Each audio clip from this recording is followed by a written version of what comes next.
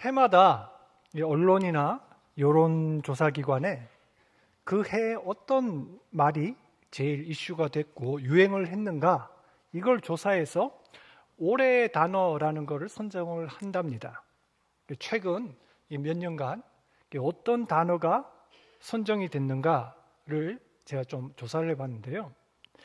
2020년 최고 유행어는 팬데믹이었답니다. 공감이 가시죠, 그죠?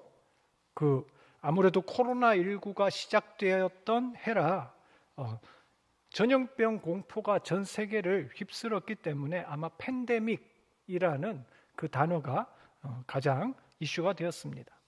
2021년에는요, 역시 코로나하고 관련된 단어인데 백신이 제일 이슈가 되었다고 합니다. 그리고 그 뒤를 이어서 메타버스 이런 말들이 유행을 했고요. 작년에, 그러니까 2022년에는 어떤 말이 쓰였을까요? 혹시 아시겠습니까? 작년 한 해 사람들 사이에 이슈가 되었던 말이 가스라이팅이라고 합니다. 가스라이팅. 개인의 이익을 위해서 누군가를 속이는 행위, 지속적으로 정신적인 괴롭힘을 통해 타인의 심리를 지배 조작하는 행위를 말한답니다. 이처럼 시대마다 사람들이 자주 쓰는 말, 또 중요하게 생각하는 그런 단어들이 있는데, 이 말을 살피면 그 시대의 흐름, 또 사람들이 생각하는 그 생각, 또 어디에 관심을 갖는지를 알 수가 있죠. 그럼 아직 다 지나가진 않았지만 올해 2023년에 올해의 단어가 어떤 게 있을까요? 우리 성도님들 한번 떠올려 보시죠. 올해 이슈가 될 수 있는 말이 뭘까? 지금 여러분에게, 그리고 지금 이 시대에 가장 관심사는 무엇일까? 사람에게 뭐가 필요할까요? 개인적으로 저는 이 시대 많은 사람들의 지금 필요한 단어가 회복이 아닐까 생각을 합니다. 물론 지극히 개인적인 의견입니다. 그러니까 만일 다른 의견이나 반박이 있으시면 여러분 말씀이 다 맞습니다. 그냥 제 생각입니다. 그러면 왜 회복이 이 시대의 키워드인가? 사람들이 왜 회복이란 말을 원하고 있는가?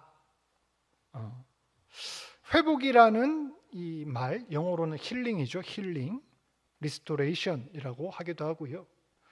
문자적인 뜻은 원래 상태로 돌아가다, 건강이나 인간관계 이런 것들이 안 좋은 상태에 있다가 좋은 상태로 바뀐다, 나아진다, 이런 뜻입니다. 지난 3년간 많은 사람들이 육체적으로, 또 정신적으로, 경제적으로, 심지어 관계적인 측면에서 많은 상처를 입었죠. 움츠러들고, 또 뭔가 나서기가 괜히 힘들고. 그런데 지금 코로나가 점점 그래도 완전히 사라진 건 아니지만 끝이 보이는 이 순간에 사람들의 몸과 마음이 예전으로 돌아가기를 원하고, 또 회복하고자 하는 그런 열망이 있다고 봅니다. 지금은 안 하지만 예전에 TV 프로 중에 힐링 캠프라는 프로가 있었어요. 혹시 기억이 나실지 모르겠지만, 근데 정말 특별한 게 없었습니다. MC들이 앉아 있고요, 초대 손님을 불러서 연예인이나 유명 인사들 이런 사람들을 초청을 해서 그냥 이야기 나눠주고, 그 사람들이 가지고 있었던 문제나 상처들을 그냥 담담하게 들어주는 그런 컨셉의 프로그램이었습니다. 근데 저는 이걸 보면서 참 포맷을 잘 잡았구나 라는 생각이 들었어요. 왜냐하면 다른 그런 예능들은 농담도 하고 게임도 하고 이것저것 많이 하는데, 이건 그냥 얘기만 하거든요. 저런 얘기 이런 얘기 하면서 내 고민과 문제를 털어놓는, 마치 상담을 하는 것 같은 그런 느낌을 주는 프로그램이었기 때문에 이 시청자들 역시도 출연자들의 그 진지한 고민을 들으면서 저 사람한테도 이런 문제가 있구나, 뭐 이런 생각을 했던 것 같아요. 그래서 참 저는 기억에 남는 그런 프로그램입니다. 아무튼 모든 사람들은 정도의 차이는 있지만 회복, 이 힐링이 필요합니다. 어떤 사람들은 육체의 회복이 필요하죠. 요즘 보면은 정말 많은 사람들 많이 아프지 않습니까? 저는 특히 이 교구를 맡으면서 연세 있으신 집사님, 권사님들 기도 제목 들어보면 거의 절반은 자식 걱정이고 절반은 건강 문제더라고요. 어느 한 군데는 꼭 문제가 있습니다. 저는 목회자이다 보니 또 병원 신방 갈 기회가 많은데요. 그럴 때마다 제가 느끼는 게 참 저도 건강이 썩 이렇게 훌륭하다고는 할 수 없지만 그래도 두 발로 다닐 수 있고 활동할 수 있다는 자체가 얼마나 감사한지를 새삼스레 느낄 때가 있어요. 또 어떤 사람들은 육체가 아닌 마음의 회복이 필요한 사람도 있습니다. 어찌 보면 이 시대의 사람들은 육체가 아닌 마음의 상처, 마음의 질병을 더 많이 품고 사는지 모르겠습니다. 그게 잘 드러나지 않을 뿐이지 정말 많은 사람들이 마음의 상처를 가지고 힘들게 살아갑니다. 좌절된 꿈 때문에, 비뚤어진 인간 관계 때문에, 다른 사람에게 털어놓지 못할 나만의 고민, 컴플렉스 때문에, 죄책감 때문에 여러 가지 내면의 상처들이 우리 마음을 병들게 합니다. 이런 사람들은 모두 마음의 회복이 필요한 사람들이죠. 또 어떤 이는 경제적인 회복이 필요한 사람도 있고 또 어떤 사람은 깨어진 인간 관계의 회복이 필요한 사람도 있습니다. 그러고 보면 이 시대의 모든 사람들은 회복을 필요로 합니다. 사람만 그렇습니까? 사람뿐만 아니라 망가진 생태계, 기후, 자연도 회복되길 소망합니다. 로마서 8장 21절에서 22절 말씀을 보면요, 그 바라는 것은 피조물도 썩어짐에 종노릇한 데서 해방되어 하나님의 자녀들의 영광의 자유에 이르는 것이라. 피조물이 다 이제까지 함께 탄식하며 함께 고통을 겪고 있는 것을 우리가 아느니라 하였습니다. 무슨 말이에요? 우리만 회복을 원하는 것이 아니라 이 하나님의 피조물인 모든 생태계가 우리 인간의 죄로 망가지고 또 그 잘못된 인간의 탐욕과 욕심으로 이렇게 헝클어진 그런 관계 가운데서 다시금 하나님의 자녀들이 나타나기를, 하나님께서 처음 그 자연계를 만드신 그 모습 그대로 회복되기를 피조물들도 기다리고 있다라고 이야기를 하는 거예요. 자, 근데 이 회복이라는 키워드, 이 회복이란 말은 새삼스럽게 등장한 주제는 아니죠. 성경에서 가장 중요한 주제가 회복입니다. 성경은 회복의 책입니다. 왜 그렇습니까? 하나님을 반역하고 망해버린 이스라엘이 어떻게 그들의 나라를 회복하고 신앙을 회복하는가? 이것이 구약의 내용이죠. 인간적으로 실패하고 고난에 빠졌던 개인이 어떻게 회복하고 일어서는가 하는 내용도 성경에 나옵니다. 예수님께서 이 땅에서 하셨던 일을 한번 떠올려 보십시오.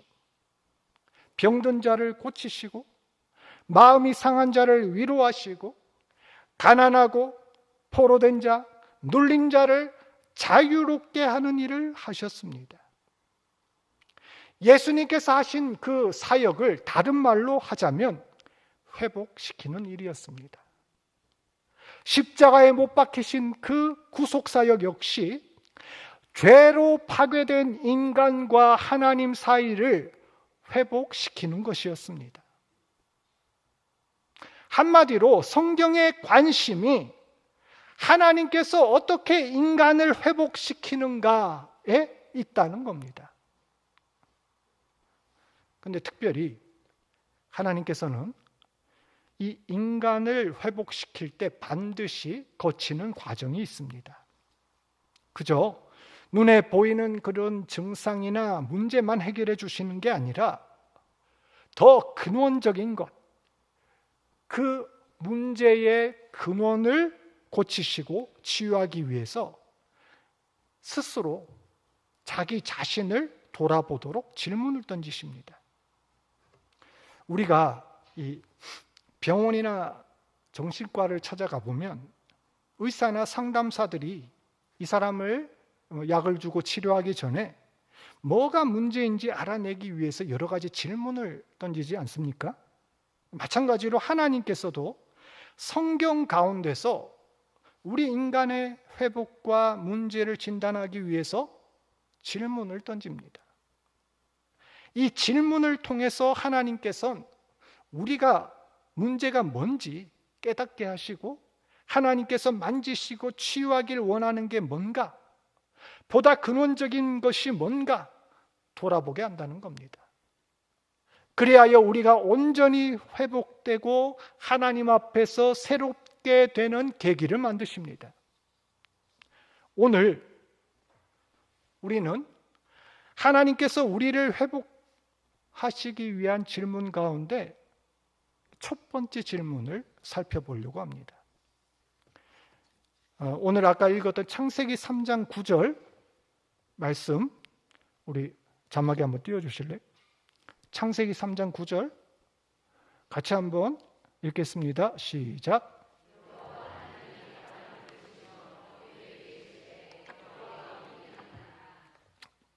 아멘. 여기서 하나님이 던진 질문이 뭐예요? 그렇습니다. 네가 어디 있느냐? 하나님께서 우리를 치유하시고 회복시킬 때 가장 먼저 던지는 질문은 바로 이것입니다. 네가 지금 어디 있느냐? 회복이란 말은 그 안에 지금 나의 상태가 뭔가 잘못되었다, 문제가 생겼다라는 것을 가정하지요. 만일 아무런 문제도 없고 잘못된 게 없는데 회복이란 단어를 쓸 이유가 없습니다. 그렇기 때문에 회복을 위한 첫 번째 단계는 지금 내 상태가 정상이 아니란 것을 알아차리는 겁니다. 나의 삶에 문제가 일어났다는 것을 깨닫는 거죠. 모든 병의 치료는 환자가 자기 병을 인지하는 것에서 출발을 합니다. 가장 고치기 어려운 환자가 누군지 아세요? 암 환자도 불치병 환자도 아닙니다. 지금 굉장히 심각한 상황에 와 있는데 까딱 잘못하면 죽을지도 모르는데 난 안 아프다고, 난 아무런 문제가 없다고 우기는 사람이에요. 이런 사람 주변에 혹시 있으십니까? 본 적 있으세요? 아무리 걱정을 하고 막 치료를 받아라, 약을 먹어라 이래도 소용이 없습니다. 스스로 문제가 있다는 것을 자각하지 못하기 때문에. 여러분, 개구리를, 많이들 아는 이야기이지만 개구리를 저항 없이 죽이는 방법 알고 계시죠? 개구리를 뜨거운 물에 바로 집어넣으면 개구리 어떻게 해요? 아 뜨거 하고 이게 튀어나온단 말이에요. 설령 뚜껑을 이렇게 덮어 놔도 나오려고 막 난리를 피웁니다. 근데 개구리를 적당히 차가운 물 속에 먼저 집어넣고 그렇게 놔두면 아무 생각 없이 개구리는 그 안에서 놉니다. 그러다가 물의 온도를 0.1도씩 0.1도씩 천천히 올리면 개구리는 자기가 어디에 있는지를 잊어버리고 나른해지다가 잠으로 이어지고 곧 끓는 물 속에서 영원히 잠들게 된다는 거예요. 사람도 이럴 수 있습니다. 내가 지금 분명히 문제 가운데 있지만 그 문제가 눈에 드러나지 않아서 내가 자각하지 못하기 때문에 서서히 무기력하게 죽어가는 이러한 사람을 개구리 증후군이라고 그럽니다. 오늘 말씀을 한번 보겠습니다. 이 말씀은 하나님께서 범죄한 아담에게 하신 말씀입니다. 지금 아담은 심각한 문제 가운데 들어왔습니다. 이것은 자기를 죽일 수도 있는 그런 문제입니다. 사단, 곧 뱀의 유혹에 넘어가서 따먹지 말라고 한 선악과를 따먹고는 하나님 얼굴을 피해 숨어 있는 중입니다. 하나님께서는 이미 전부터 수차례 경고를 하셨죠. 창세기 2장 16절, 17절 말씀 한번 볼까요?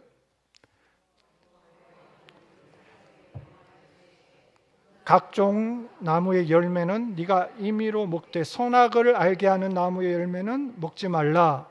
네가 먹는 날에는 반드시 죽으리라 하시니라. 뭐라고 하셨습니까?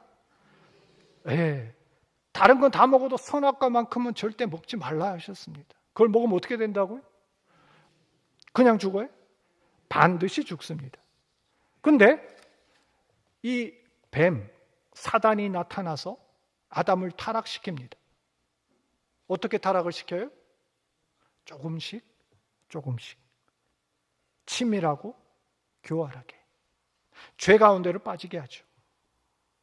만일 사단이 그냥 아담 앞에 그냥 목에 딱 칼을 겨누고 나타나, 야, 너 이거 먹을래 안 먹을래? 이렇게 위협을 했다면 아담이 난 죽어도 먹지 않겠어 이러고 죄를 짓지 않았을지 모르겠습니다. 근데 사단은 그런 단순한 방법을 쓰질 않죠. 먼저 누구에게 나타나요? 하와에게 나타납니다. 그리고 질문하죠. 3장 1절 한번 말씀 띄워주세요.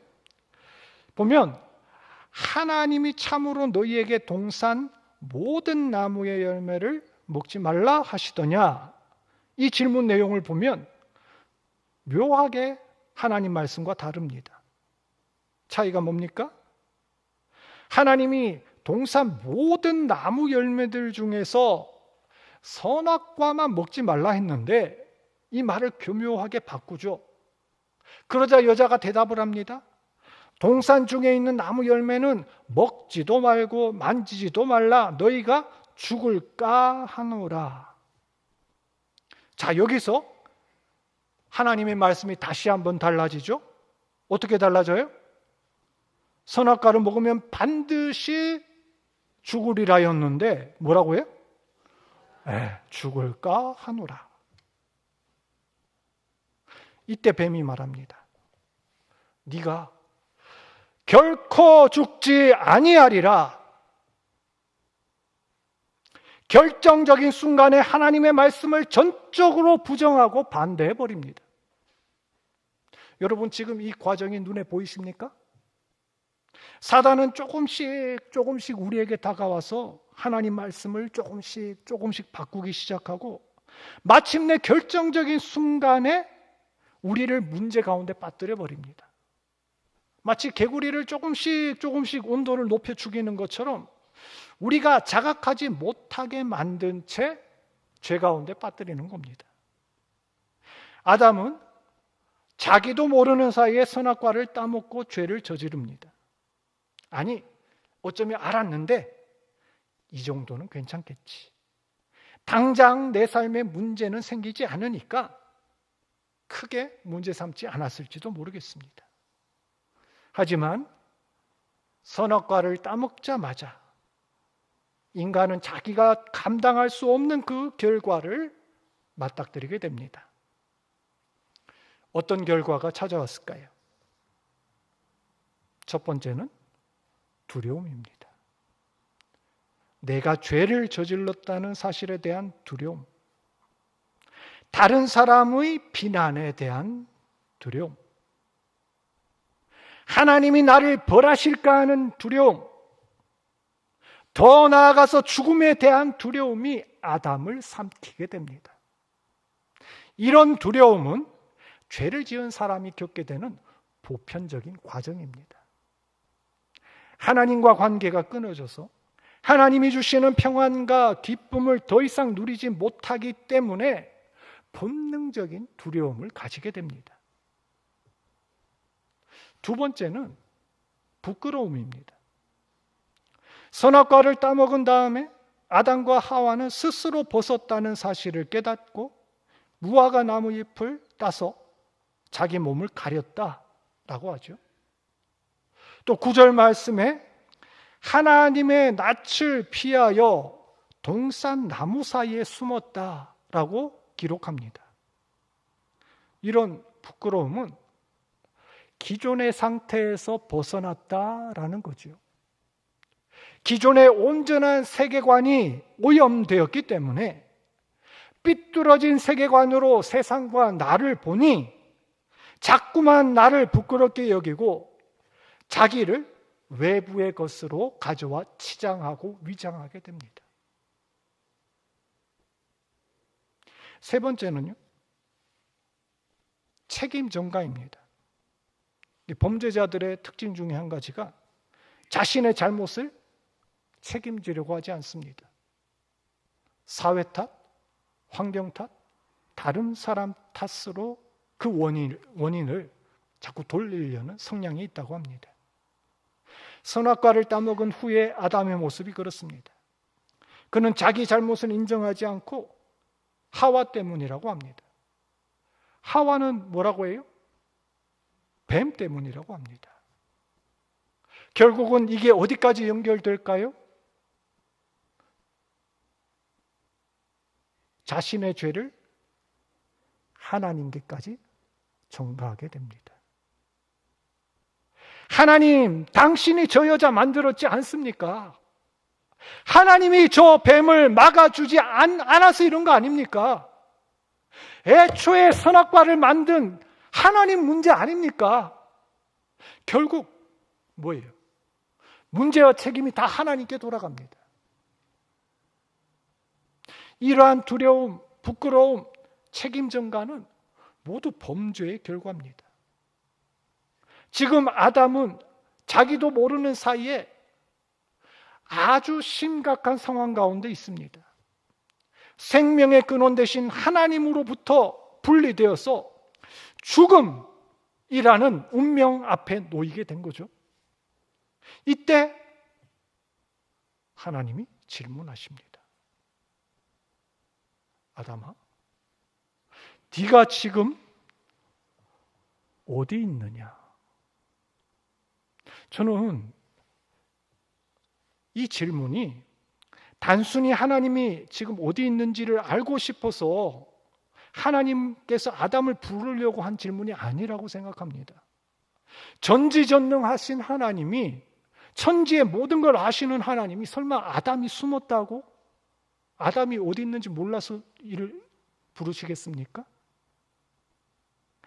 하나님께서는 지금 이 질문을 통해 아담 스스로가 자신이 지금 어떤 상황 가운데 놓여 있는지, 지금 뭐가 문제인지, 어디로 가야 할지를 속히 깨달아 하나님 앞으로 회개하고 돌아오기를 바라는 마음으로 하신 질문이라고 생각을 합니다. 하나님께서 이 질문을 하신 것은 아담을 혼내키고 벌 주시려고 한 질문이 아니라 아담의 잘못된 상태를 고치고 회복시키기 위한 질문이었던 겁니다. 근데 아담과 하와는 지금 하나님의 이러한 질문의 의도를 알아채지 못한 채, 자신의 문제를 자각하지 못한 채, 자기 죄를 인정하지 못한 채 계속 외부로 책임만 전가하다가 결국엔 어떻게 됐어요? 에덴 동산에서 쫓겨나게 됩니다. 하나님으로부터 끊어지게 됩니다. 여러분, 지금 이 질문을 우리 스스로에게 한번 동일하게 던져보면 어떨까요? 아담아, 지금 네가 어디 있느냐? 하시나, 지금 네가 뭐 하고 있느냐? 너의 문제가 무엇이냐? 네 영적 상태가 어떠하냐? 하나님과의 관계는 올바르냐? 우린 이 질문에 어떻게 반응해야 될까요? 아담은 이 질문으로부터 숨어버리고 외면하였습니다. 내 문제를 인정하지 않고 자꾸 책임 전가하였습니다. 우리 모두는 하나님의 이 준엄한 질문 앞에 솔직하고 진지하게 대답을 해야 합니다. 만일 우리가 회복을 원한다면 그 회복의 출발은 바로 이 질문에서 시작하기 때문입니다. 이 질문은 개인뿐만 아니라 우리가 속한 공동체도 동일하게 적용할 수 있을 것 같습니다. 지금 여러분의 가정은 어디 있습니까? 지금 우리 교회는 어떤 모습으로 있습니까? 개인의 회복, 가정의 회복, 공동체의 회복은 이 질문에서 출발합니다. 하나님 앞에서 우리의 죄와 또 모든 문제들을 솔직하고 시인하고 고백할 때 하나님께서는 자신과 우리 공동체를 고치기 시작하며 또 온전하게 회복할 줄로 믿습니다.